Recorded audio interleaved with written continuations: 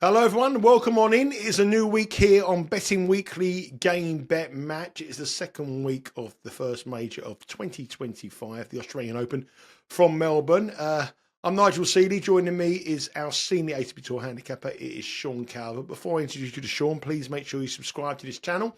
Please make sure you like, comment. Very, very important to keep those likes coming, keep them comments coming, and also, more importantly, subscribe to the channel on the subscribe button below to make sure you get alerted to every time we drop anything that we have across the channel in the world of sport. Sean, good afternoon to you. Good afternoon. It's been a pretty normal major, isn't it? I mean, listen, we're in the second week of the major. We have to make this quite hype and very exciting. I did say this at the start when you asked me if I was excited, and I sort of went, well, not really, because this is what happens in men's tennis these days, isn't it? It's pretty much as we said. You know, when we went through the quarters, we said, yeah, Sinner Q1. I said Q2 was open, didn't I? We had Poppy in, got injured in the first set of his match, so that was him out. But the idea to take on Medvedev was right. Q3, we said obviously Djokovic, Alcaraz. I wanted to try and go for a bit of a hot dog pick in that section in case they didn't make it. And Q4 Zverev and Paul, which is what we said. You know, so yeah, if you are willing to take these short prices about the favourites, then you're doing all right. But it's not my way of betting. I think that's the most important thing we have to say here. I mean, the statistics on this are about average. I mean, what are the statistics on the favourites and the underdogs of the men's singles so far? There's been 27 underdogs. I just counted it up a minute ago, which is roughly par for the course. It's sort of 22, 23, 25%. It's always about that at the Australian Open, and generally in majors as a rule. I think there was 31 or something last year. 27 is a little bit short. If there's no more between now and the end of the tournament, then that's particularly bad. Yeah, but it always runs at sort of 22-ish, 23%, something like that. It's not a major surprise, but this one, sometimes it depends who they are at this 27. If you get Alcaraz beat early, like we did at the US Open with Van der Zandschulp, stuff like that. That hasn't really happened, has it? The biggest prices or upsets, you want to call it that. Dimitrov, who was injured, so he had to retire mid-match against Pissarro. You wouldn't have thought Pissarro would win that, all things being equal. And Medvedev losing to Tien, which in a way was his own doing. He should have won that match. But other than that, I don't know whether you can recall any, but I don't remember any other major surprises on the men's side. No, not really. And it's got this sort of an inevitability about it. And it's also the same with the women's draw. Obviously, you don't follow the women's, but the top four in the women's draw are all going to probably get through to the semi-finals. And unfortunately, the future market hasn't been very exciting over the tournament. The manner of the wins for me, especially in the last round. I mean, Lehecka, I thought could have potentially pushed Djokovic a little bit close. He's there for the taking. I know he's playing really well at the moment, but I think the night matches help Djokovic. Sorry, mate. I think that does help Djokovic when he got a night match against Mahak and also Lehecka. It did kind of just knock me down. I just thought, well, that's less likely for them now, isn't it? They want it warm, quick. That's how they want it. Novak wants a night match, so Novak gets a night match. So yeah, that's how it is. Yeah, I suppose a lot of people like to look at the parlays and the heavy odds on minus money favourites, and those people would have got the money. But we're trying to give you statistics. We're trying to you don't need us for that. Value. Yeah, well, exactly. You can do it yourself. And so you don't need us to tell you a 1 to 20 chance is pretty likely to win.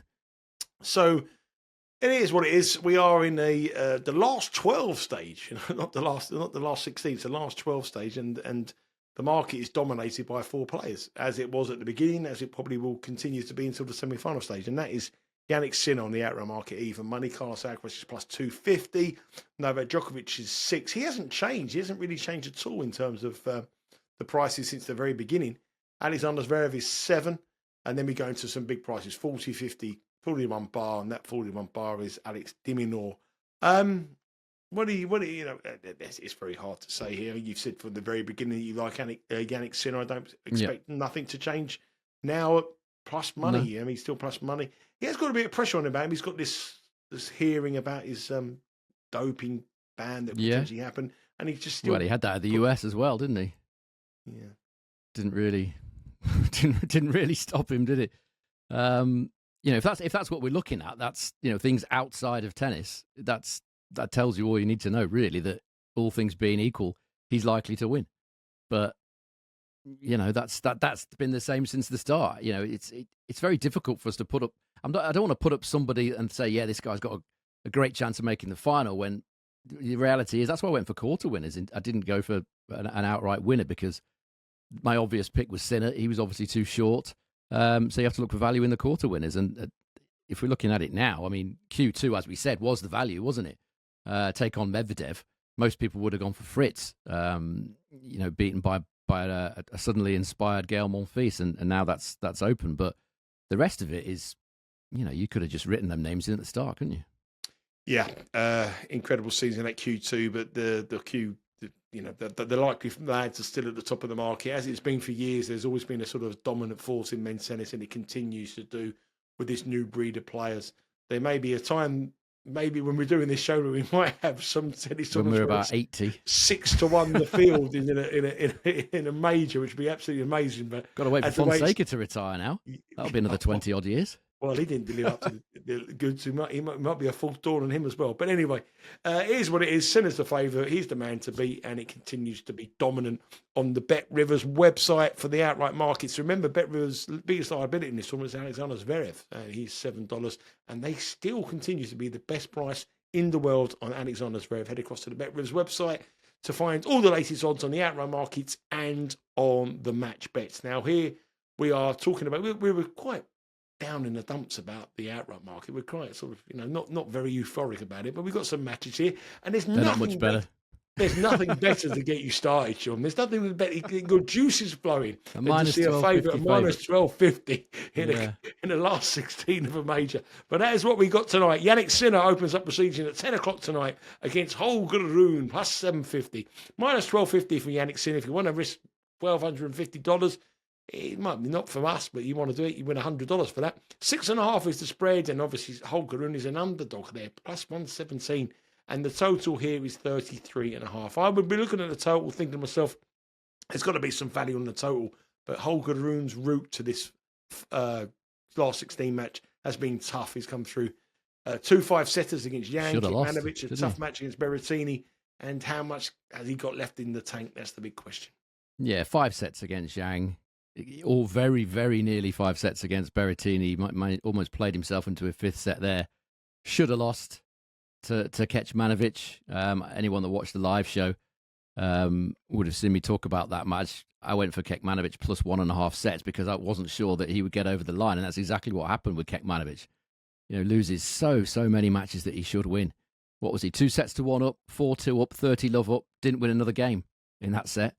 Ended up losing it in the 5th, as he so often does. But the plus 1.5 set bettors would have cashed on that early on, thankfully. But I mean, it could be a test for Jannik Sinner this for a time, because Rune's top level, when he does find that 5th gear or 6th gear, if you want to call it that, is very, very good indeed. But he just doesn't seem to be able to keep it up these days. Which these days he's 21, but talking like he's a veteran. If you can't keep it up at 21, you've got problems. Well, yes, but he has got problems in that sense as well, in terms of physicality, hasn't he? Because he was cramping again, wasn't he, against Kecmanovic, and that physical side is still a big problem for him. I mean, he has beaten Jannik Sinner twice. One of them was a retirement, but it's this thing with Holger Rune. He started out when he came in fresh. He had quite a lot of success against the big guys, but recently he's had nothing like that. He's only won 3 of his last 13 matches, Holger Rune, against top 10 opponents, and he's lost his last 12 in a row against top 5 opponents. And that's kind of the opposite way around to what it was when he started playing against these big guys. If you look at the last 3 meetings between these two, the first one was a retirement, as I said, so we can't really count that. Last 3 meetings, service points won and return points won total. Sinner 107, Rune 93. So, although the scorelines have been close, you could certainly argue that Sinner should have won slightly easier. Sinner's held serve 91% of the time in those 3 matches, and 2 of those were on clay. And the second serve points won is always an interesting stat. Sinner's won 61% of those, compared to 44% for Holger Rune. Rune does have the quality, as I said, to hang with Sinner. for patches of this match. I think it just depends if you're betting on this, how long those spells of top class tennis from Rune are gonna last for, and is he physically capable of doing them for more than a set? Fatigue it is going to be. You would think it would be a big problem for Holger Rune. He was struggling, as I said, in that Kekmanovic match, and 3 long matches now. So you feel like he's got to come out and try and get on top early. You can't see him coming from a set down or a set and a break down or 2 sets down. You can't see that happening really. So if you are betting in this match, I think either Holger Rune to win a set at plus 104 is a possibility. I'd rather go, if I was betting on this, for a bigger price, because we are guessing on Holger Rune's fitness. We saw what happened to Jack Draper yesterday, and Davidovich Fokina, and Marijan, before that. So set 1 over 10.5 is interesting. Plus 205. We bet Rivers 10.5 games in set 1. That's 3.05. You feel like he might keep this competitive early, and you would expect Sinner to get on top of him as this match goes into sort of sets 2 and 3. Yeah, but I mean, you're searching for the bets. My my dad said to me, "Never go looking for the bets. Let the bets go looking for you." And I think that's hard to do in majors. We're at that stage here where we're doing a show here. We're trying to look for bets. There are angles. They're just risky. Yeah, very risky angles. And looking at these matches, I mean, Jannik Sinner should comfortably come through with the route that these two have had. Holger Rune, I know he's a young man, but the amount of long matches he's had will certainly take its toll on him at some stage. But Jannik Sinner is the favourite, minus 1250. There is an angle there over 10.5. Various different marks. Rune to win the set. There's about 40 different markets already on the Bet Rivers app and the website. Head across to the Bet Rivers app and the website. Download the app. You'll be able to see all the different markets in there. We're giving you angles. You might be able to find a better angle for yourself. But Sinner Rune is a tough one to open proceedings. It doesn't really get much easier though. And we move on to the next match, which is on the second quarter, 10:30 p.m. this evening. This is probably, from a betting perspective, this is the most interesting one of all of them. Lorenzo Sonego, obviously, he burst the bubble of Fonseca with his win. He's minus 148, and he backed that with a win against Marijan. Tien, plus 120, spread 2.5 over 39.5. You think about people's struggles coming through. Tien has had some very, very long matches coming through to this stage as well. He's a young player. The pressure is on him. The media is on him. Sonego just doing what he does. I mean, just being consistent, having some good wins, going under the radar, playing well, playing some good tennis. I remember watching Lorenzo Sonego when he first come on the scene. I think it was in Rome in the clay court tournament, and he was very unlucky with the draws he had in the majors, especially in clay court tournaments. And I thought this kid could go on to be a top class player. And I didn't think he would be a player on a hard court. I thought he'd be a clay courter. But he's playing some good stuff here, and there's money for Tien. I don't know whether it's to do with patriotic money or whether it's to do with the fact that he's the story of the tournament so far. But Lorenzo Sonego, how would you have bet this match if it was the first round of the tournament? Would you be minus 148? I'd probably be about minus 230.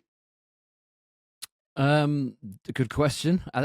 What I can say is that Sonego started out as underdog here when Bet Rivers priced this up. He was plus 125, I think, or something like that. And the money has consistently come for Sonego all the way into minus 148. How would I bet this if it was a first round match? I would have had Sonego favourite. Yeah, big favourite. Probably. Sorry? I think a big favourite.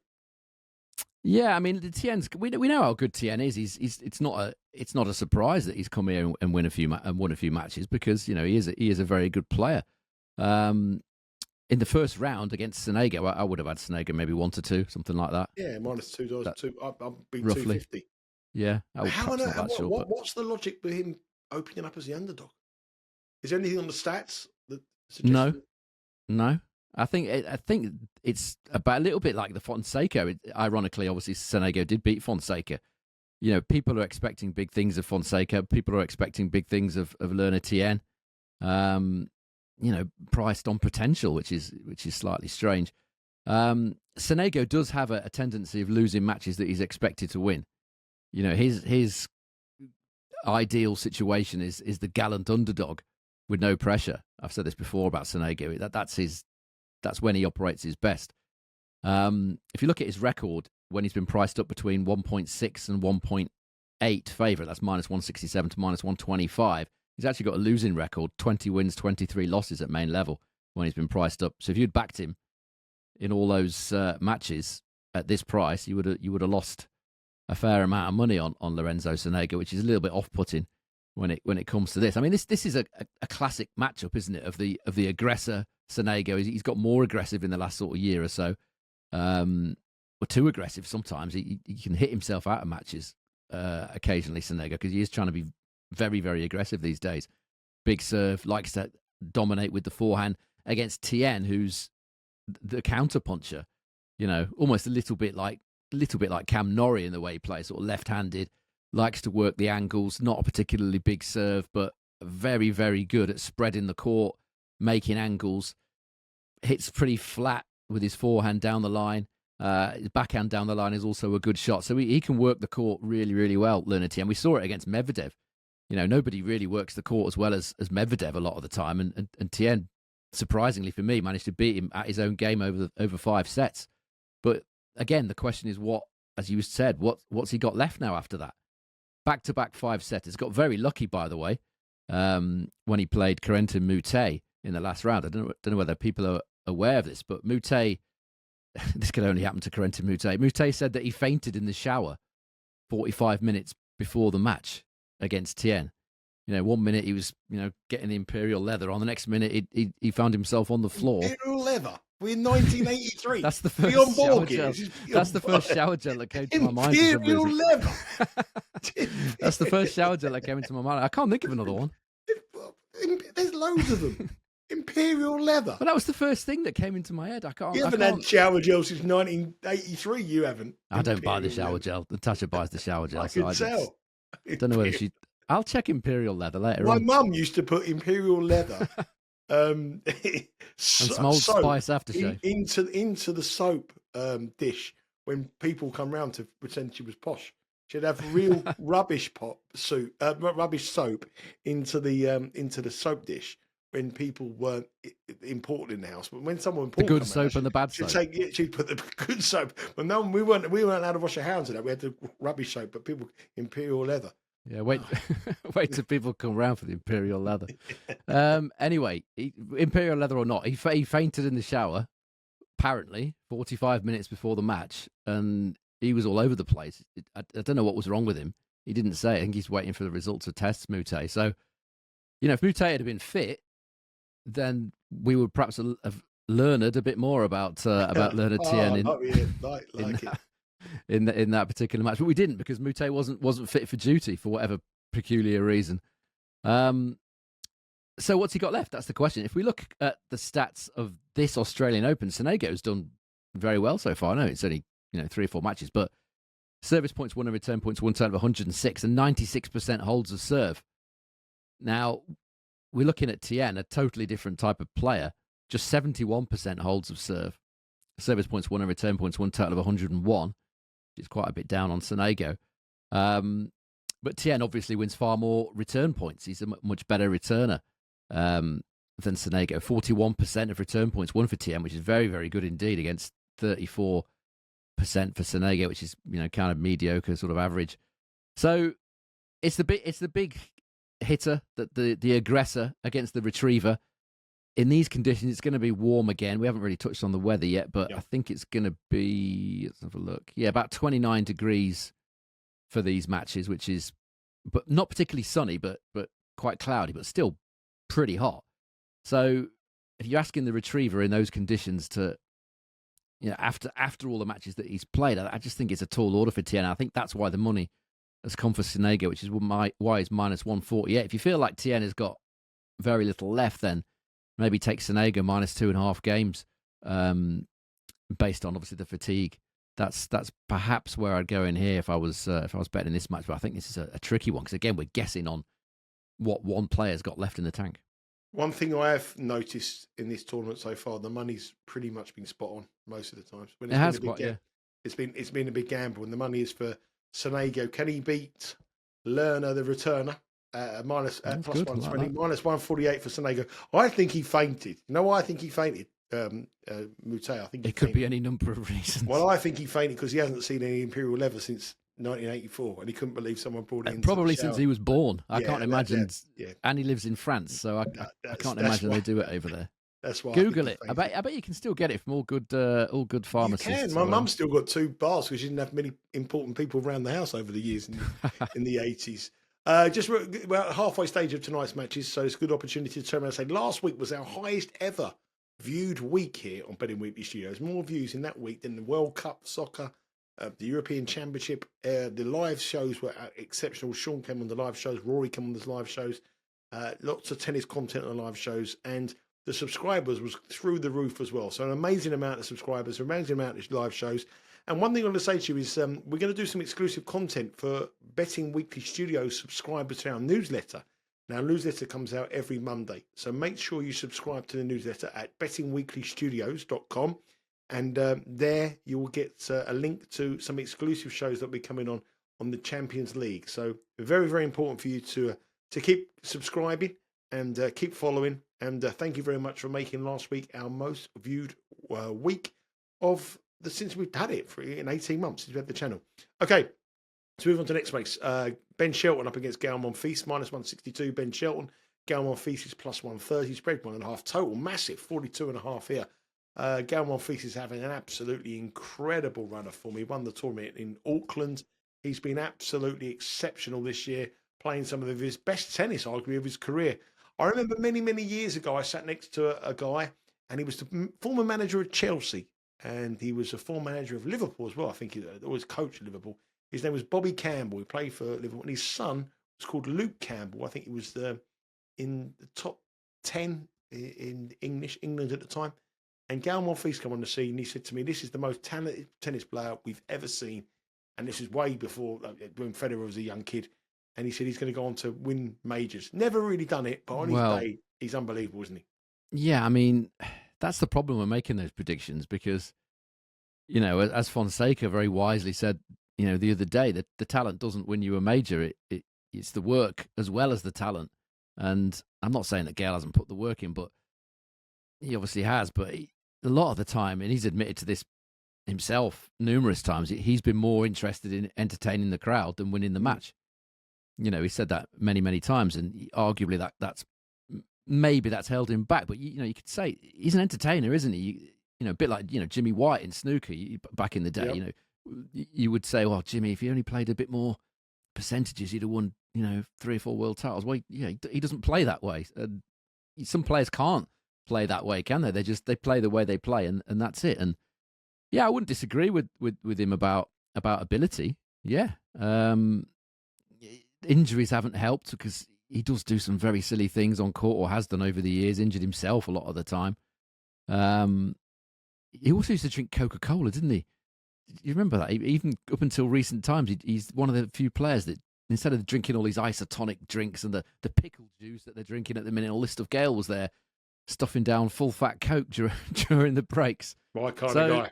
You could potentially what's say pickle juice. What's pickle juice? Pickle juice is this thing they're all drinking now in at the Australian Open. It's to replace the loss of, I don't know, sodium or whatever, some electrolytes, whatever it is. It's something of that nature, and it apparently is supposed to alleviate cramps and stuff like that. It's a new fad. That's what they're kind of doing at the minute. But Gael, not interested in that. Just get me a 6-pack of Coke and I'll be fine. Yeah, this is another tricky one because we don't know how fit a player is. I feel like I've said this 3 or 4 times already, but Gael Monfils is 38 years of age. I'm still seething that we backed him last year to win Auckland. He lost in the first round, and he won it 12 months later at the age of 38. But anyway, as far as Ben Shelton's concerned, he would have loved this match to be played on John Cain Arena, where I don't think he's ever lost, and he absolutely loves it playing there. But it's on Margaret Court Arena, which is where Monfils stunned Taylor Fritz. I mean, if people didn't watch that match and were kind of surprised by the result, I think Fritz was struggling a little bit with an ankle injury. Well, struggling quite a bit with an ankle injury that he picked up in the previous round. It's amazing. Listen, we're talking about the Australian Open here. We're not talking about the US Open in September. We're talking about the show. How many times have we mentioned this show? How many players have been injured? It is insane. What's going to be like in 4 months' time, 5 months' time? It's amazing. I don't know. I mean, I said on the live show, I've had 5 outright losers so far, all of them affected by injury, retirements, withdrawals, illnesses. 5 in the first 3 weeks. I wouldn't expect to have 5 in a year, let alone the first 3 weeks. But so yeah, I mean, it's a slight advantage to Monfils in the sense that he played his last match on Margaret Court Arena. That does have a little bit of an effect. As Shelton's not played here, but ultimately it's about how much energy Gael's got in these legs of his. He's played a lot of tennis already. Just looking at his matches played here, he's played 10 already this season, and he's doing really well. Obviously, his service points won and return points won, total of 105. Serving really well. Monfils was at a decent serve, but he tended to be slightly more return oriented than he is at the minute. He's won 81% of his first serve points this season, which is very, very high indeed, higher than the likes of Shelton. Winning only 34.4% of return points, which is about the same as Sonego, and holding serve 90% of the time. So his serve has been doing the heavy lifting for him so far this season. Shelton in 2025, you would expect these stats very good for him. 95% holds of serve. If you're just looking at that number, you think, yeah, that's extremely impressive. But he has saved 85% of the break points against him, Ben Shelton, so far. That's a very high number, which you wouldn't expect to continue. You would expect a returner like Monfils to get into some of these Shelton service games. If you're just going on plain stats, last 12 months outdoor hard at main level, you would also slightly favour Monfils just on the numbers. 70% win rate and a service points won and return points won total of 103. Shelton 63% win rate and 102. So slight advantage to Monfils there. So if I could trust Monfils in terms of his fitness, he's going to be 39 in...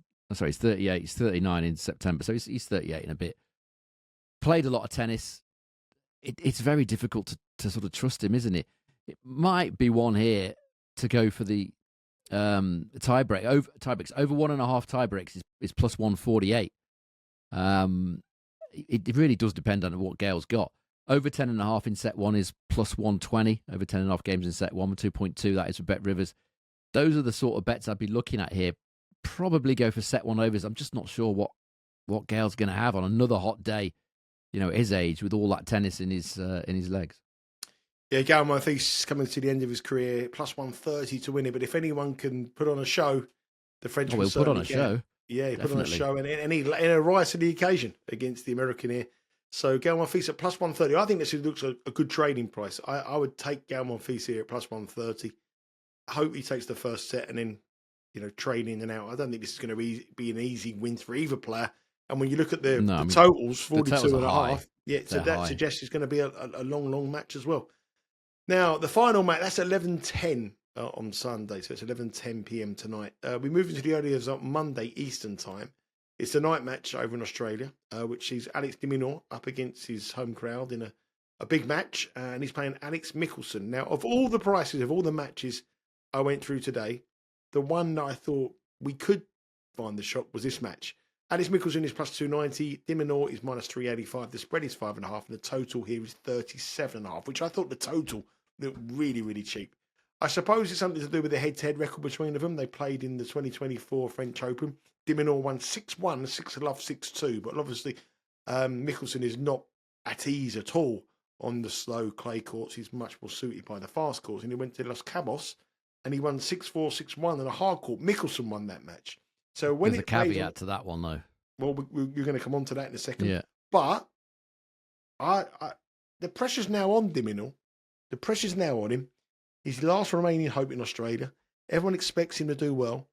Michelsen, a young player coming through, hungry. Good wins against Tsitsipas. Good wins against Khachanov as well. Not just good wins, comprehensive wins as well. I just think this price is a little bit disrespectful to the American here.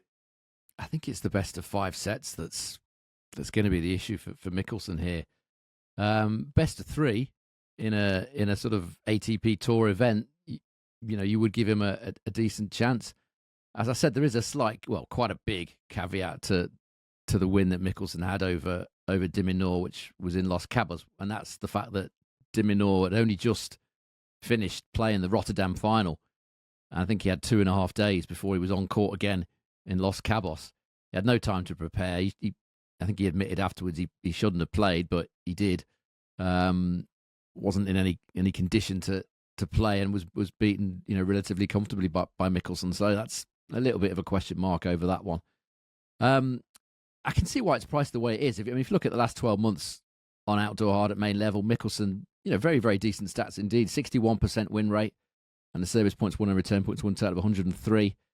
But it's nowhere near de Minaur's 79% win rate and 110.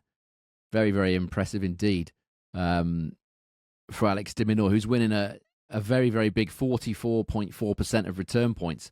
And he's also winning, incidentally, which people would perhaps be surprised by, he's winning 2% more points on first serve than Michelsen is. And that's an area that de Minaur has certainly improved over the last year or so, is his first serve, now winning more points than Michelsen, who you would think is a slightly bigger server, but de Minaur's serve very, very effective first serve. De Minaur does tend to beat the players that he should beat. He's won 10 of his last 11 against players ranked between 35 and 50, of which Michelsen is one. He's number 42 at the minute. The only loss he had out of those 11 was against Artur Fils on clay, which is no disgrace at all. And if we just look at matches on hard courts, he's won 13 out of his last 14 against players in this ranking.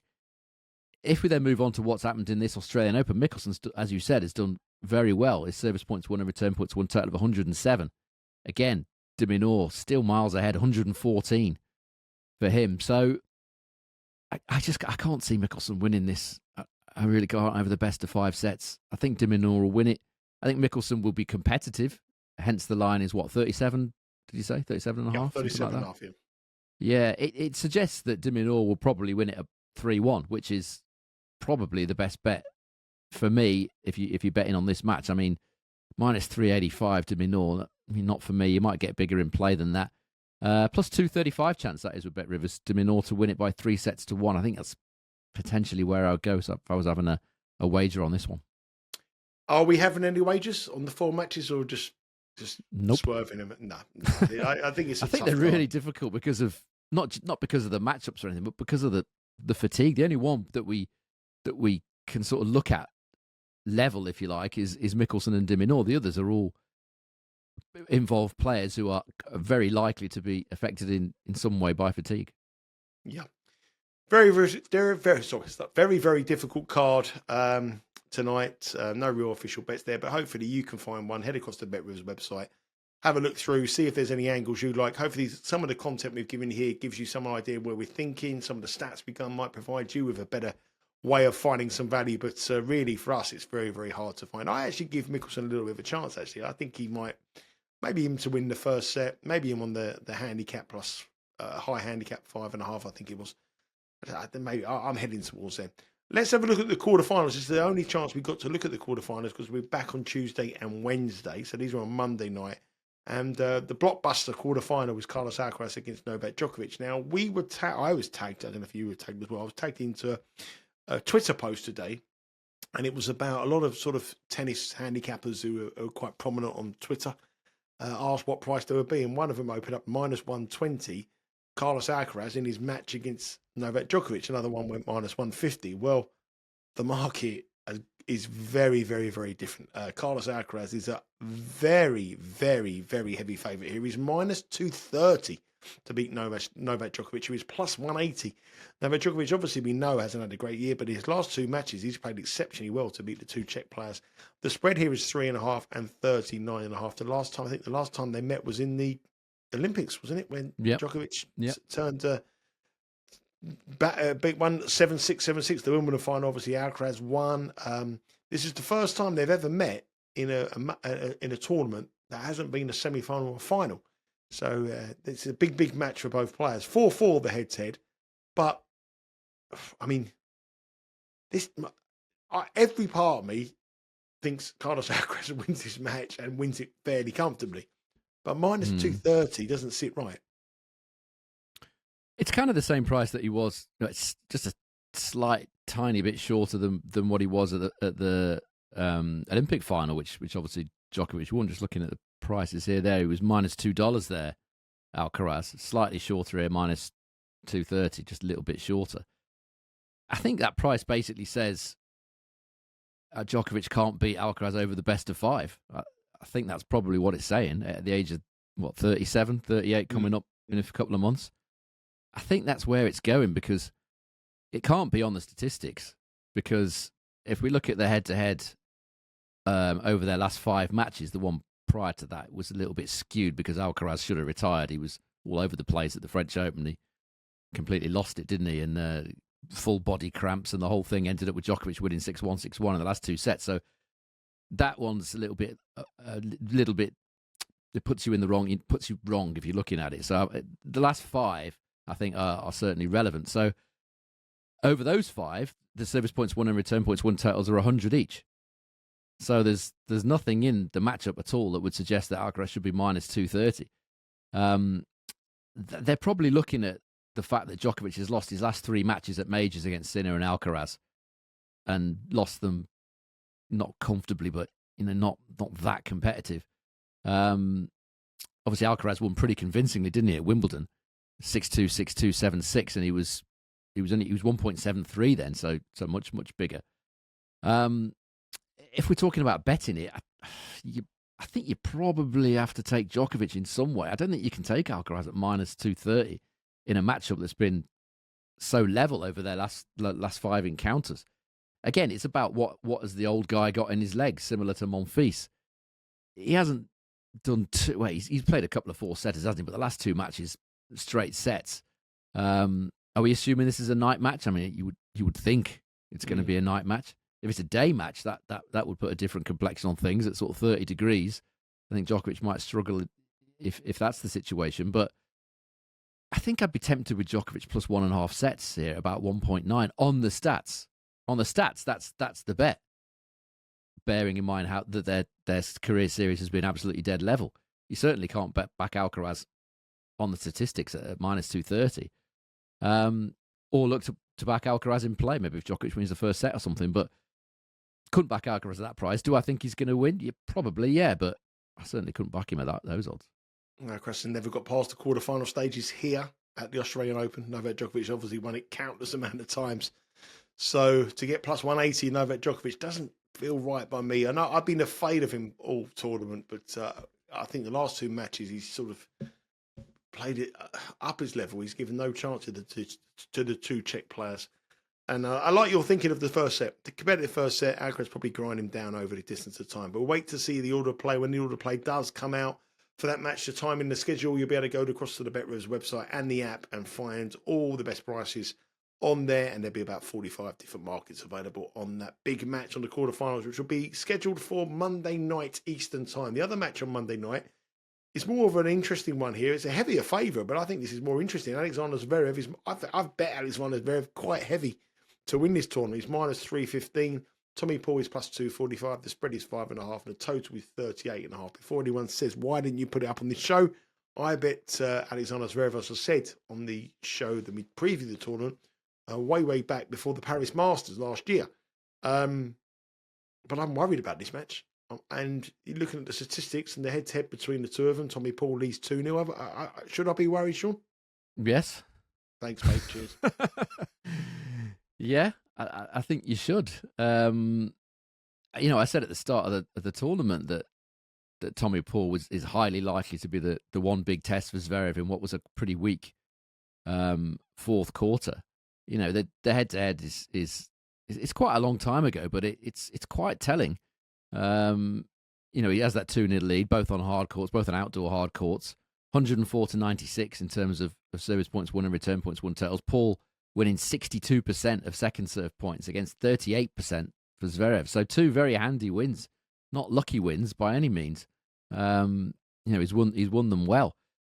I remember the match at Indian Wells that they played. Tommy Paul approached the net a lot. He's taking the ball early, particularly on the second serve of Zverev, taking the time away from Zverev, coming into the net, and he had quite a lot of success doing that. I should imagine, again, it depends on the match time. I would guess that, I don't know, will this be a day match? Presumably Djokovic would be the night match, you would think. Yeah. We're kind of guessing, aren't we? I'm not sure what time that's going to be at.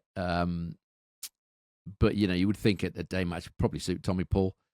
I watched Zverev again today against Humbert. He won the first set very convincingly, lost the second set, completely lost his way. Humbert upped his level. That match was in the balance at 1 set all, 3 all.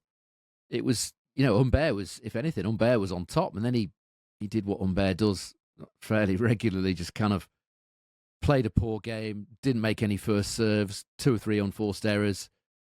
Next thing you know, he's lost the set, and it's game over. Everything's changed. But it was quite interesting what Zverev said after that match. He said, and I quote here, he said, "A week ago, I was very unsure of my level and tennis.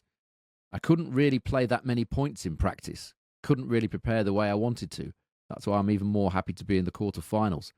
That suggests some sort of injury or illness or something that was affecting him, making him unable to play points.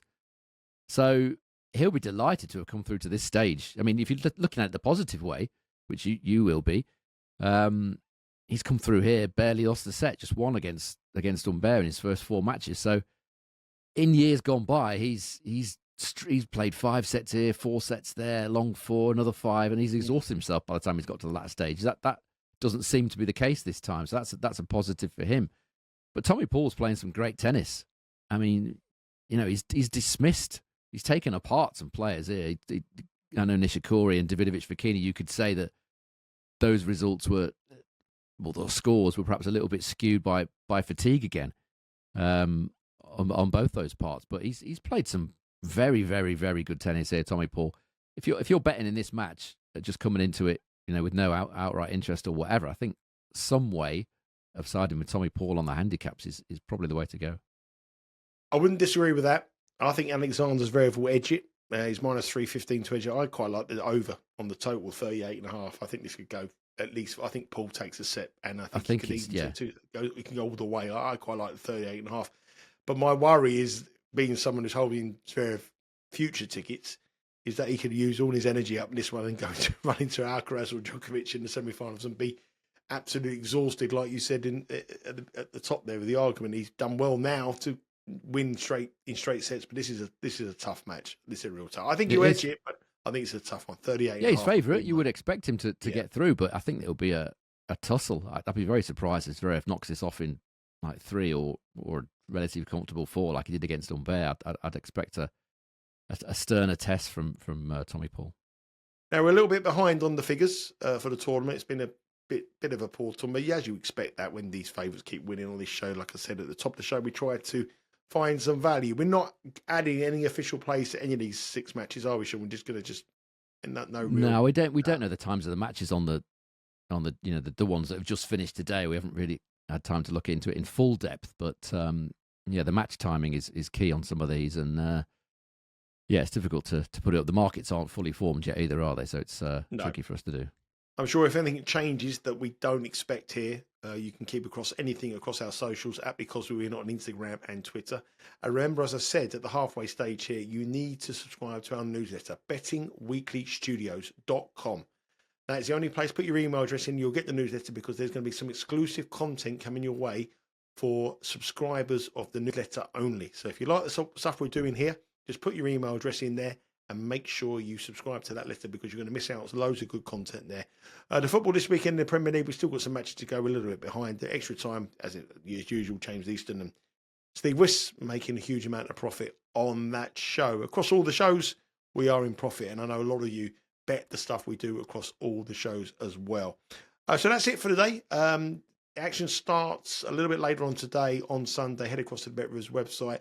Have a look at them angles. If there's nothing that we have suggested here, use those stats, use that analysis, and try to find a little bet for yourself. But remember to subscribe to this channel, give us a like, give us a comment, give us a review as well, and keep enjoying what we're doing. And as I said at the middle of the show as well, it's been our best ever week in terms of views, subscribers, and watches and comments on this channel. So let's keep that going, and let's try to hit that 10,000 subscriber number very, very soon.